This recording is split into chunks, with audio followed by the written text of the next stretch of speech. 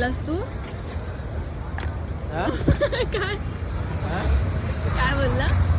काही Shit. नाही. माझं पाय गेला गटारात.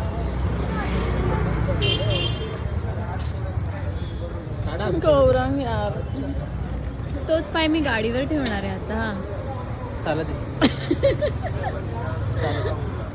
गाडी धुतलेली आहे. का आता का?